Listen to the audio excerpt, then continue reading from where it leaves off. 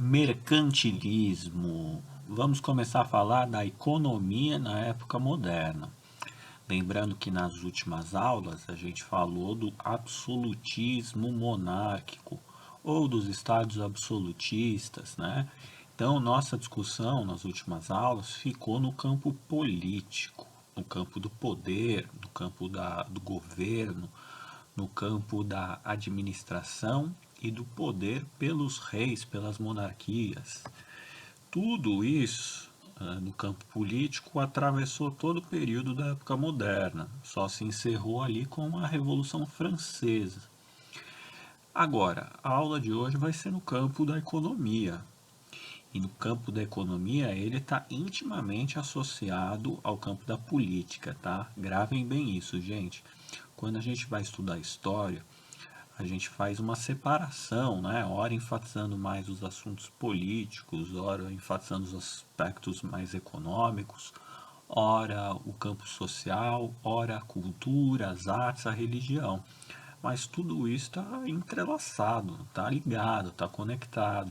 A gente divide por razões didáticas, né? Mas quando a gente olha para a realidade, a gente vê que está tudo misturado: economia, política, cultura, religião, etc. Tá?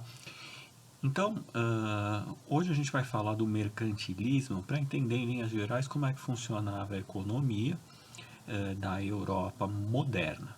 Lembrando, é sempre bom lembrar, colocar na linha do tempo, que período que é o período da época moderna. O período da época moderna ele abrange os séculos 16, 17 e 18, 1500, 1600, 1700, tá? Sempre bom, recomendação, tá?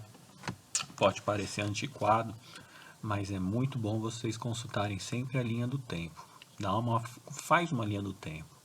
Uma linha do tempo da época moderna e da época contemporânea. Para vocês perceberem, né? Na verdade faz de tudo. Faz da antiguidade, da medieval, da moderna e da contemporânea. Para vocês se acostumarem a situar os fatos no tempo e no espaço. Senão o estudo da história fica muito solto, tá, gente? Fica muito vago, muitas vezes a gente se perde, tá?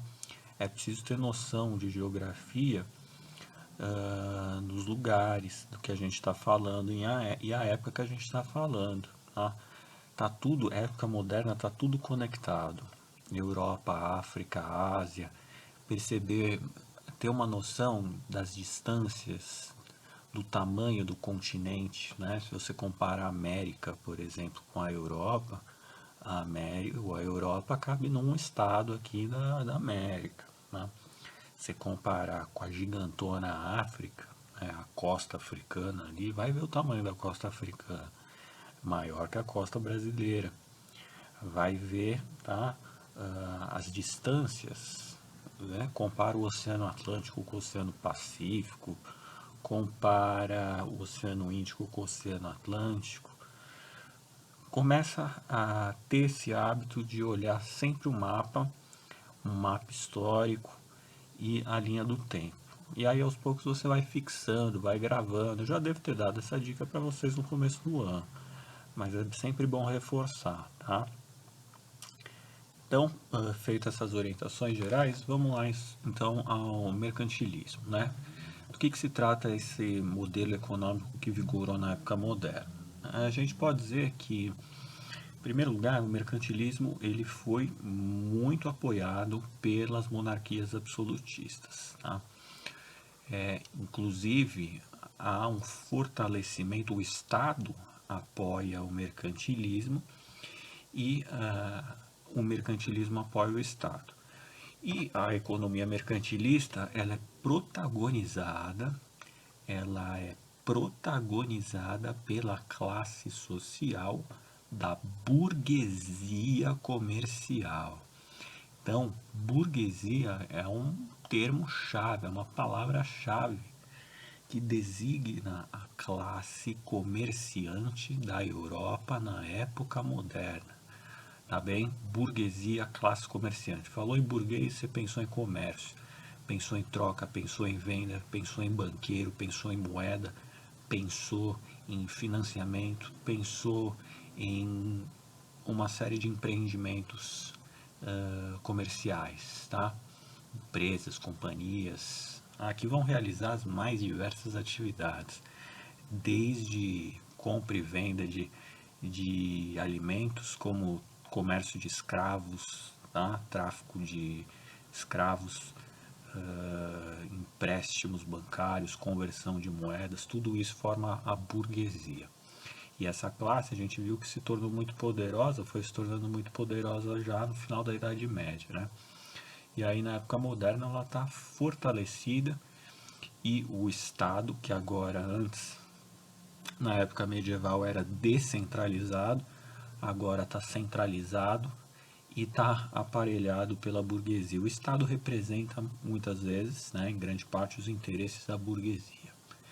Ele vai construir uma jurisdição, né, as leis vão se adaptar aos interesses da burguesia e vai haver uma relação íntima, tá, do Estado com a burguesia. Mas no que consiste, afinal, o mercantilismo no campo prático, né, na economia? Bem, o mercantilismo ele tem algumas ideias gerais, né? E quais são essas ideias gerais? Quais são os princípios? O primeiro deles é o metalismo, né? O que consiste o metalismo, gente? Consiste no seguinte: a palavra metalismo vem de metais, ouro, tá? Tudo isso, ouro, pedras preciosas, metais, moeda, vão servir como índice de riqueza de um país. Quanto mais metal acumulado, mais rico é um país, tá? Por isso que quando houve a descoberta do ouro na região das Minas Gerais, Portugal inteiro se deslocou para o Brasil para encontrar o ouro, tá? Porque o ouro ele se torna como se fosse o lastro internacional que mede a riqueza, né? Hoje em dia a gente tem o dólar como o índice de riqueza. Quanto mais dólar um país tem, mais rico ele é, né? E aí com essa quantidade de dólar, que, né, cada dólar equivale a um índice de riqueza, né? Você pode fazer muitas coisas com muitos dólares, né? Um país pode fazer muitas coisas. Na época não tinha o dólar, era o ouro, tá? Então quanto mais ouro um país tinha, mais ele poderia fazer coisas, tá? Mais significava confiabilidade, significava índice de riqueza. Metalismo, acúmulo de metais. Isso é o índice de riqueza de um país. Tá? Então, para a burguesia e para o Estado, quanto mais metal tiver um país, melhor. Tá? A Espanha vai encontrar muito ouro nas colônias aqui da América. Segundo princípio do mercantilismo, balança comercial favorável. O que significa isso, gente? Todos os países eles compram e vendem, né? Por exemplo, Portugal não tem manteiga no seu país. Então, para comprar manteiga tem que comprar da Holanda. A Holanda, por sua vez, não tem sal, mas tem muito sal em Portugal. Então, a burguesia portuguesa vende sal para a Holanda, enquanto a burguesia holandesa vende sal, vende manteiga para Portugal. A burguesia portuguesa vende vinho para a Inglaterra e a burguesia inglesa vende panos e tecidos para Portugal, por exemplo. A burguesia holandesa faz o transporte de açúcar produzido na colônia portuguesa dentro da Europa, por exemplo. Então, todos os países eles estabelecem relações comerciais. Um país rico tem que ter a balança comercial favorável, ou seja, ele tem que vender mais do que ele compra. Tá? Então, se o teu país imagine só, você tem um país com sal, com legumes, com trigo, com vinho. Então, você não precisa importar muita coisa de fora. Você passa a vender essas coisas para quem não tem. Então, o ideal de um Estado-nação é ter a balança comercial favorável, né? Quanto menos dependente do comércio de outros países, mais independente você é. Balança comercial favorável, tá? Vender mais, cadê o mais aqui? Não, maior que eu quero. Vender maior do que comprar, tá? Terceiro princípio do mercantilismo, gente, intervenção do Estado na economia. O Estado vai intervir em tudo, praticamente, na economia. Vai intervir como?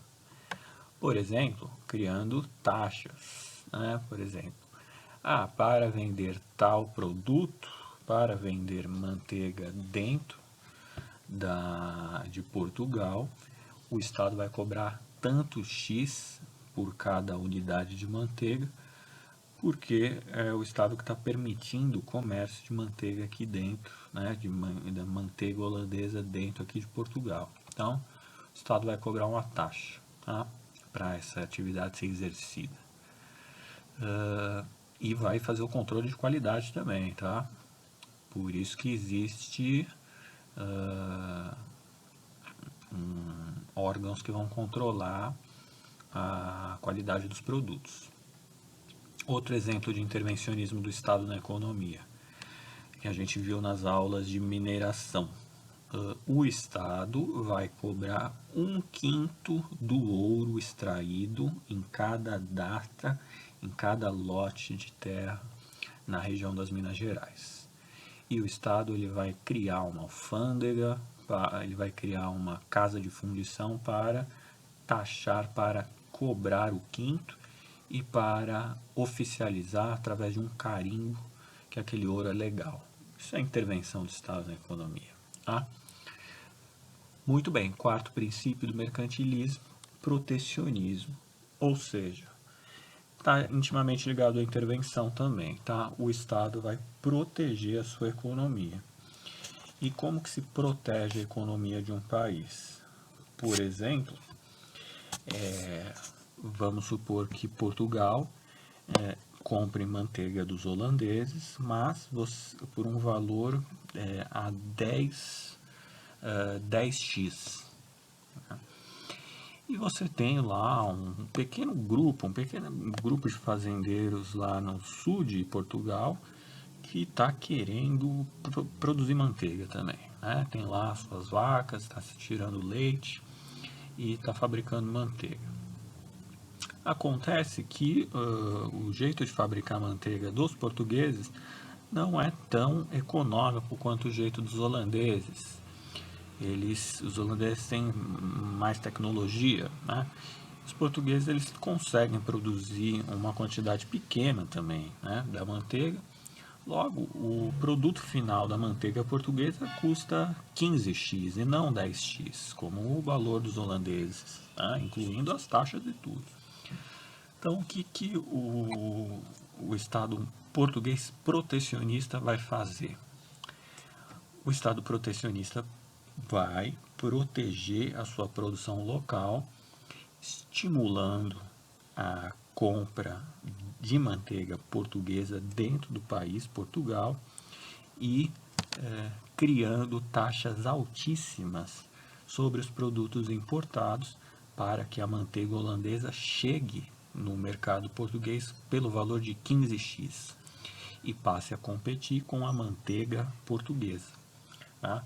Então isso é protecionismo, é o Estado cobrar taxas dos produtos importados para incentivar a produção local. Tá? Isso é protecionismo. Então são esses 4 princípios que regem o mercantilismo, o tipo de economia que vai ser vigente na Europa moderna. Tá?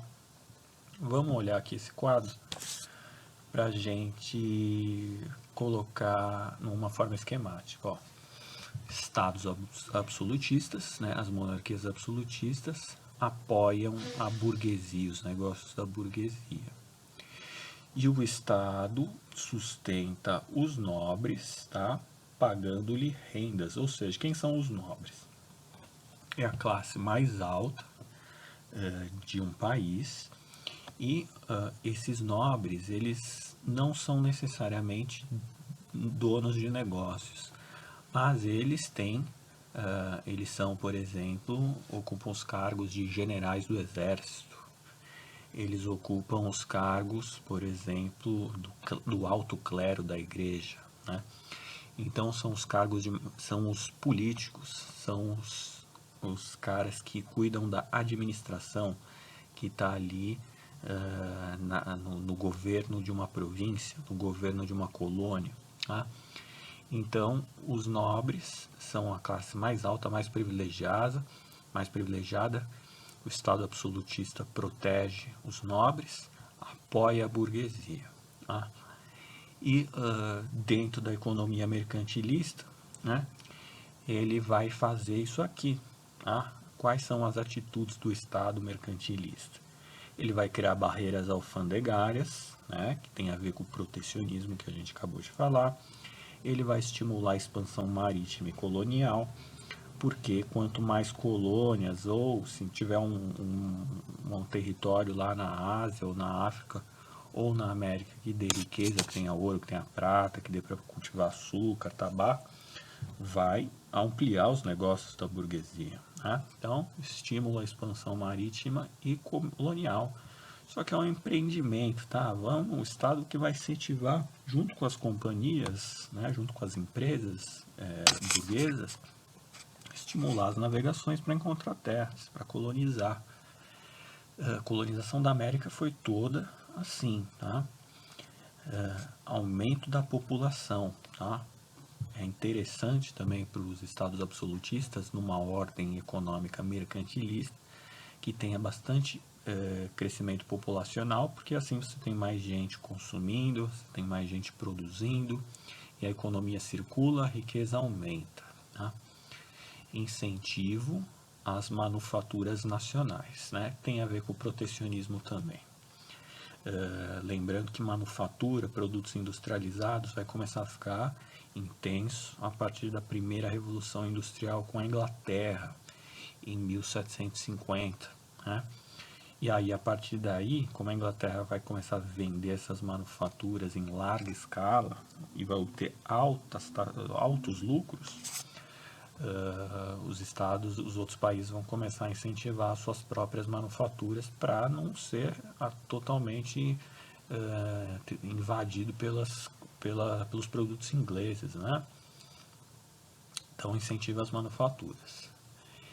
Tudo isso o Estado mercantilista vai criar, tá? Com o objetivo de reforçar o seu poder, né? O Estado Nacional vai ter o poder revigorado, né? Incentivar para o metalismo, né? Para mais metais preciosos formarem, né, o tesouro real, e a busca da balança comercial favorável, onde se exporta mais do que se importa, ou seja, se vende mais do que se compra, tá? Ficou bem esquemático, né, gente? Aqui a gente tem um quadro que compara a economia na época feudal, na época medieval, com a economia na época moderna, né? Do mercantilismo, aqui está capitalismo, tá? Porque o capitalismo ele surge, né? Para alguns autores, o mercantilismo já é uma primeira fase de um capitalismo, tá? A gente tem o capitalismo mercantil e depois, com a Revolução Industrial, a gente vai ter o capitalismo industrial. Capitalismo significa acúmulo de capital, acúmulo de lucros, né? Então, acúmulo de capital. E o capitalismo vai ser desenvolvido, né, com essas trocas comerciais e com o acúmulo de lucros e de riquezas pela burguesia e pelos estados também, né? Então, só para a gente comparar aqui rapidinho, né? No feudalismo, a economia era voltada para a subsistência, né? Ou seja, cada feudo produzia o suficiente para sua alimentação, né? Os servos, no caso, produziam para si, para os seus senhores, para o clero, e o senhor feudal protegia com a força militar os feudos, tá? A economia era subsistente, lá fora dos feudos ainda você tinha problemas de guerras, de pestes, né? Então o comércio não era tão desenvolvido. Já na época moderna você vai ter um crescente comércio, né? E esses feudos vão começar a produzir mais do que o suficiente para alimentação. Esse mais do que suficiente para alimentação são os excedentes, né? Então, com a produção de excedentes, o comércio vai ser incentivado. Na época medieval, na economia feudal, a principal propriedade é a terra, né? Terra que tinha mais valor. O senhor feudal, que era proprietário da terra, cobrava tributos, né? Mas ele não investia nela, né? Quem trabalhava ali eram os servos e era só para produzir alimentos, né? Já na época moderna, na economia capitalista mercantil, a principal propriedade é o capital. Então você pode de repente não ter terra nenhuma, mas você é bilionário porque a sua empresa deu muito lucro, por exemplo, uma empresa de tráfico de escravos. Então aí você ganha muito dinheiro e aí sim você pode comprar terras ou pode não comprar terras, você pode reinvestir, ampliar a sua empresa, ampliar a sua frota naval, né? Então, no caso aqui da época moderna, o capital vale mais do que a terra, né? Na economia feudal, a gente tem o servo como o servo está na terra, ele trabalha a terra, mas ele não é livre, né? Ele está submetido a uma série de obrigações feudais, né, e de impostos, e ele não tem muito para onde ir. Ele fica dependente da terra e dos instrumentos de trabalho fornecidos pelo senhor feudal. Já na economia da época moderna, o trabalhador ele é livre. Ele não necessariamente trabalha na terra, mas ele pode trabalhar, vender sua força de trabalho, tanto no campo quanto na cidade, em troca de um salário, né? Aqui o servo ele praticamente não recebe salário porque ele está sempre endividado com o senhor feudal, né? Ele tem uma parte da terra, ele pode morar na terra do senhor feudal. Aqui ele é livre, então ele vai receber salário e tem a liberdade para morar onde quiser, né? Se conseguir, claro, e trabalhar na cidade também, né? Porque aqui na época moderna você vai ter muitas cidades se formando, né? A economia do comércio estimula a criação de cidades. Na economia medieval, feudal, né? O servo depende do senhor feudal por conta das armas, né? Os senhores feudais eles têm o poder militar e também se submete à igreja que tem o poder ideológico, né? Aqui no capitalismo mercantil a gente vai ter um empregado, ele se submete ao burguês porque ele não tem condições de trabalhar, ele não tem os meios de produção, né? Então quem tem os meios de produção, isso é, né, o material, o espaço, os ateliês, são os proprietários. Então, aqui relação, né, tem o trabalhador assalariado e o patrão. Na economia feudal do mercantilismo, você vai ter os servos trabalhando para ampliar os domínios dos senhores feudais, né? Enquanto na economia moderna mercantil, capitalista mercantil, o objetivo é ampliar o lucro dos burgueses, né? Então, o domínio da burguesia vai se dar com a ampliação dos negócios e, consequentemente, do lucro, né? O que é o lucro, gente? É quando você vende um produto e no valor final desse produto você tem não só o custo da produção desse produto, né? A matéria-prima, o custo dos trabalhadores, dos empregados que, né, auxiliaram na fabricação dessa mercadoria, como você vai ter um valor a mais, que está embutido no preço da mercadoria final. Isso constitui o lucro, né? Então, por exemplo, um sapato, você precisa de um casco de uma árvore, você precisa de um couro, você precisa de um fio, você precisa ter um empregado para fazer tudo isso, né? Cortar, limpar. Então você vai ter um custo X para fabricar esse sapato, né? E aí você fabricou o sapato, você vai vender esse sapato que custou X para ser feito, né? Incluindo toda a matéria-prima e o trabalho manual, você vai vender ele a 10x. E aí você vai ter 9x de lucro, né? Isso tudo é lucro, né? Então tudo que a gente compra tem lucro, né? Dá lucro para alguém. E, por fim, só para finalizar, na economia feudal da época medieval, a gente tem basicamente duas classes, senhores feudais e servos, né, que são os donos das terras e os camponeses que trabalham na terra.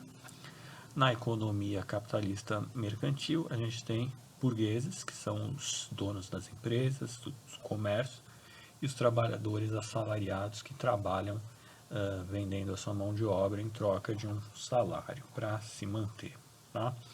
É claro que essa divisão aqui é grosseira, tá, gente? Ela, na verdade, existem outras classes, existem outras atividades, mas de forma didática ainda prevalece essa divisão aqui, tá? Uma simplificação, para falar a verdade, tá?